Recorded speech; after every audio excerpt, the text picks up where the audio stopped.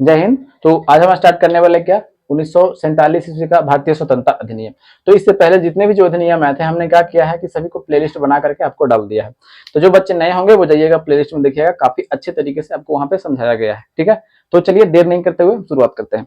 देखिएगा 1947 ईस्वी का भारतीय स्वतंत्रता अधिनियम की अगर हम बात करते हैं तो आखिर अंग्रेजी को ऐसा जरूरत क्या पड़ गया, आखिर क्या ऐसा मजबूरी आ गया कि भारत को इसको स्वतंत्र करना पड़ेगा। तो मजबूरियां तो सबको पता है कि काफी ज्यादा यहाँ पे आक्रोश उबल रहा था। किसके लिए? तो आजादी के लिए, कि हमें आजादी चाहिए, हमें अंग्रेजों का गुलाम नहीं रहना है।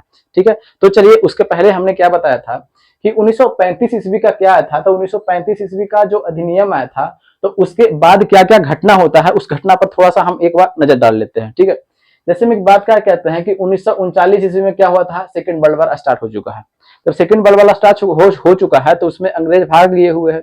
जब भाग लिए हुए है तो क्या स्थिति उसकी बढ़िया होगी या खराब होगी? तो स्थिति तो खराब हो जाएगा, क्योंकि वर्ल्ड वार में भाग लेना थोड़ा बात थोड़ी नहीं है।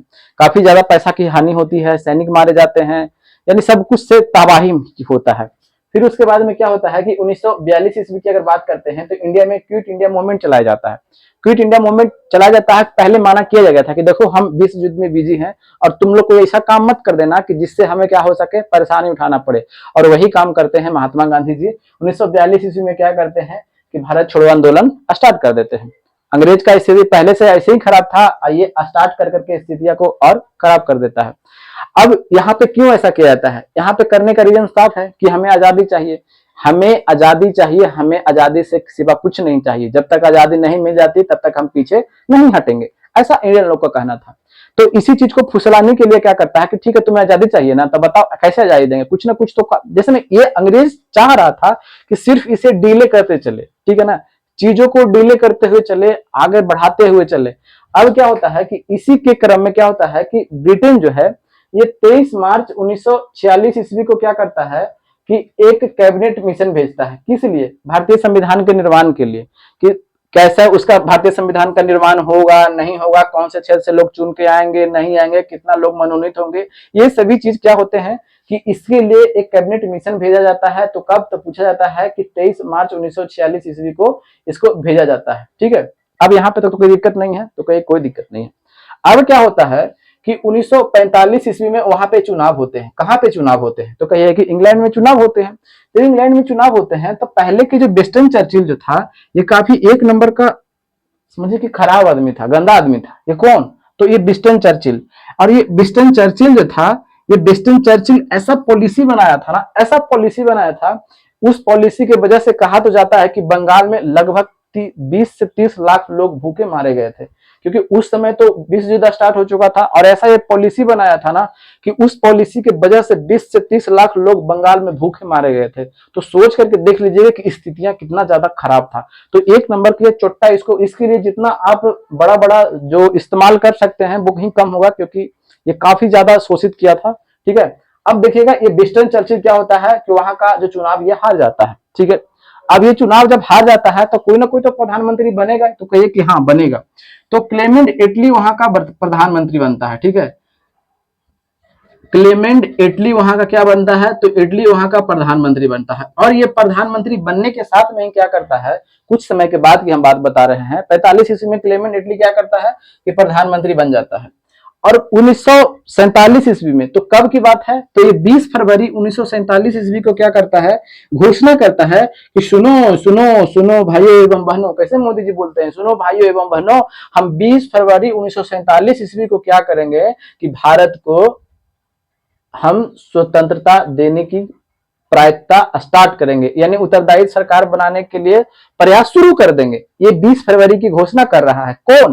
तो ये क्लेमेंट एटली। तो क्वेश्चन ये पूछा जाता है कि क्लेमेंट एटली ने घोषणा कब किया था? तो 20 फरवरी 1947 ईस्वी को। तो आजादी कब तक देने की बात कहा था? तो कहा था कब कि 30 जून 1948 तक हम क्या कर देंगे कि भारत को आजाद कर देंगे। ठीक है, और ये इसलिए कहा था कि देखिएगा अब किसी के घर में भी जब आप रहते हैं तो जब रहते हैं तो आपको कोई तरह की बदनामी ना हो, आप अच्छे मिनिमम हानि में वहां से क्या कर सके, निकल सके। तो अब भारत से तो ये तो जाने वाला था, तो इसे बदनामी ना हो, डायरेक्ट ऐसे ही छोड़ करके नहीं चला जाए कि अगर भविष्य में क्या हो सकता है कि जैसे ही मान लीजिए, खुद सोच करके देखिएगा कि अभी कहा तुरंत ही चला जाए, तो तुरंत ही चला जाए, अब यहाँ पे दंगा फसाद काफी संख्या में हो जाए, काफी मात्रा में हो जाए, काफी मात्रा में लोग मारे जाए, तो इसका जवाबदेही कौन होगा? तो अंतरराष्ट्रीय स्तर पर तो इसकी छवि खराब हो जाएगा ना, क्लेमेंट एटली का तो छवि खराब हो जाएगा कि तुम वहां पे शासन कर रहा था, तुम्हारे वजह से क्या होता है कि इतने सारे लोग क्या हो जाते हैं, मारे जाते हैं। क्योंकि विरोध करने वाले तो अंतरराष्ट्रीय लेवल पर और भी तो व्यक्ति है ना, ऐसा थोड़ी नहीं कि नहीं कर सकते हैं, बिल्कुल कर सकते हैं।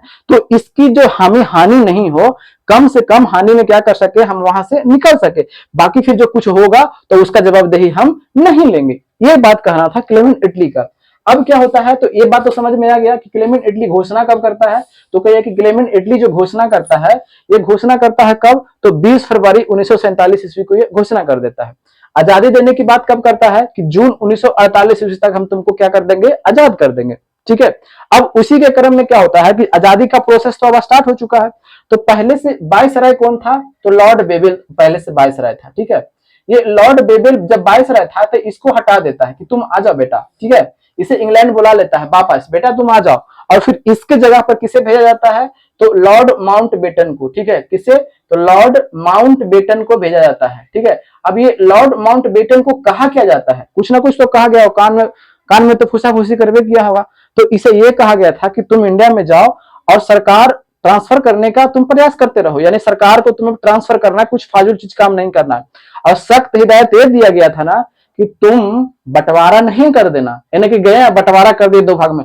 लेकिन ये भी कहा गया था कि अगर परिस्थितियां ऐसा आ जाए कि बंटवारा के कोई बिना कोई चांस ही नहीं बन पाए तो तुम वो कर सकते हो। ठीक है, तो ये आता है, तो ये आता कब है, ये आता है तो पूछता है कब, तो ये 24 मार्च 1947 ईस्वी को क्या करता है, लॉर्ड माउंटबेटन भारत का वायसराय बनकर के आ जाता है। ठीक है, वायसराय बनकर के आ जाता है। अब पूछा यह भी जाता है कभी कभी कि वायसराय का जो था, इसका गांधी जी से मिलन कब होता है, भेंट मुलाकात कब होता है। तो इसका भेंट मुलाकात जो होता है तो 31 मार्च 1947 ईस्वी को गांधी जी, ठीक है, गांधी जी और एक तरफ में कौन है, माउंटबेटन है। ठीक है, ये माउंटबेटन से क्या होता है कि मुलाकात होता है। तो क्वेश्चन ये भी बनते हैं कि गांधी जी और लॉर्ड माउंटबेटन का मुलाकात कब होता है, तो 31 मार्च 1947 ईस्वी को इस दोनों का मुलाकात होता है। इसे हिदायत क्या दिया गया था कि सरकार को तुम्हें चेंज करना है, यानी हमारी जो सरकार है उसे वहां के लोगों को देना है। ठीक है, तो यहां से बैक टू बैक ये व्यक्ति क्या कर रहा था, लगभग 133 को बैठकें किया, सब पार्टी के साथ मिलता था, इंडियन लोग के जितने भी जो नेता थे उसको मिलता था कि आखिर कैसे सत्ता हम दे, क्योंकि हमें कम से कम हानि हो। ठीक है, अब बैक टू बैक काम करता है, लेकिन इसे क्या होता है, इसे कुछ समझ में नहीं आता है। क्योंकि एक तरफ मुस्लिम लीग जो था ये एकदम अड़े हुए था कि ना, हम बिना पाकिस्तान अलग ले ले हम मानवे नहीं करेंगे, कुछ और हो जाए लेकिन हमें पाकिस्तान चाहिए तो चाहिए ही चाहिए।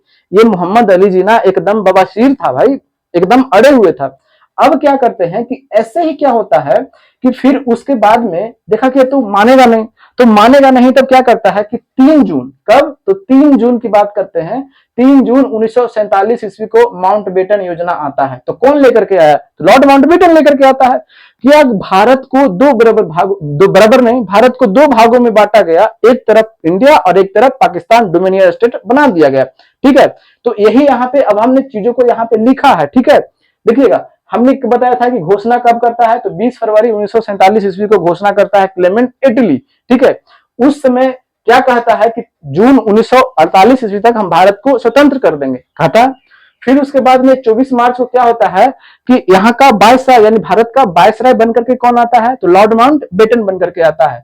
फिर कई सारे बैठकें करता है, लेकिन बैठकों में इसे कुछ दिखाई नहीं पड़ता है।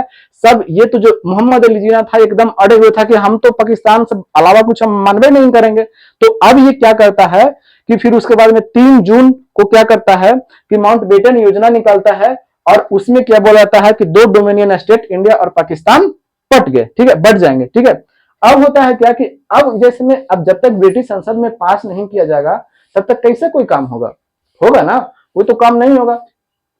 अब क्या होता है कि ब्रिटिश संसद में एक भारतीय स्वतंत्रता अधिनियम पारित किया जाता है। ठीक है, तो ये पारित कब किया जाता है, तो कहे कि 4 जुलाई को पारित किया जाता है।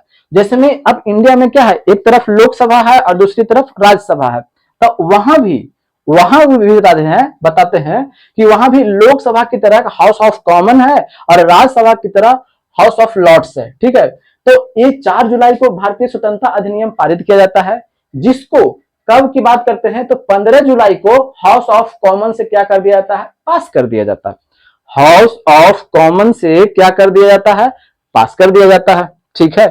अब क्या होता है, अगले दिन फिर 16 जुलाई को क्या कर देता है कि हाउस ऑफ लॉर्ड से पास हो जाता है, और फिर अगले दिन क्या होता है कि रानी जो होती है वहां सिग्नेचर कर देती है, और भारत क्या हो जाता है कि 15 अगस्त, इस पे लिखा हुआ था कि 15 अगस्त और 14 अगस्त को दोनों क्या हो जाएंगे, मध्यरात्रि को आजाद हो जाएंगे। अब इसमें प्रावधान क्या थे, यहां तक तो समझ में आ गया कि आजादी कैसे हो मिल गया। अब क्या होता है कि जैसे ही सिग्नेचर कर देता है, रानी कर देती है, वैसे ही भारत को क्या मिल चुका है कि 15 के बाद 15 तारीख को भारत आजाद हो जाएगा, और 14 को मध्यरात्रि को ये आजाद होगा, 14 को ये पाकिस्तान और 15 को भारत आजाद हो जाएगा, दोनों को दोनों आजाद हो जाएगा। अब उसमें प्रावधान कुछ ना कुछ तो किए गए होंगे ना, ऐसा तो नहीं है कि कुछ ना कुछ तो प्रावधान किए होंगे। तो हाँ, बिल्कुल प्रावधान किए गए थे। जो वायसराय का पद बने हुए आ रहा था, ये वायसराय तो अभी हमने देखा ना कि ये वायसराय माउंटबेटन जो था, ये वायसराय के पद को हटा देता है कि अब वायसराय नहीं रहेगा भाई, अब वायसराय नहीं रहेगा, क्योंकि अब शासन समाप्त हो चुका है, ब्रिटिश सत्ता की शासन अब समाप्त हो चुकी है। तो उसके जगह फिर भारत का गवर्नर जनरल बनेगा। तो भारत का गवर्नर जनरल यही व्यक्ति फिर बनता है, क्योंकि इसका काम ही था क्या कि हम अपनी सरकार को उन लोगों के बीच में ट्रांसफर करना, काम तो इसका यही था, कुछ तो खास काम नहीं था।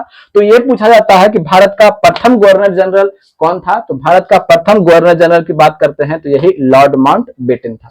अब ये वायसराय का पद तो समाप्त कर दिया गया है, तो कहे कि हाँ बिल्कुल समाप्त कर दिया गया है। और भारत का प्रथम गवर्नर जनरल कौन बन गया है, तो लॉर्ड माउंटबेटन बन गया है। अब ये लॉर्ड माउंटबेटन बन गया है, तो अब ये क्या कहा गया करता है कि जिसमें जो प्रावधान थे, वो प्रावधान तो यही थे ना कि फिर उसके बाद में सरकार को चलाने के लिए हम वहां का प्रधानमंत्री नियुक्त करेंगे। अब ये लॉर्ड माउंटबेटन क्या करता है कि पीएम के रूप में किसे, तो जवाहरलाल नेहरू को क्या करता है, जवाहरलाल नेहरू को यहाँ का प्रधानमंत्री नियुक्त करता है। और इसमें प्रावधान क्या थे कि अगर जैसे में अब यहाँ पे आपने संविधान बनाया है, जब आप संविधान बनाए हैं तो किसी देश के कानून आप लेना चाहते हैं या नहीं लेना चाहते हैं तो आप ले सकते हैं, ठीक है।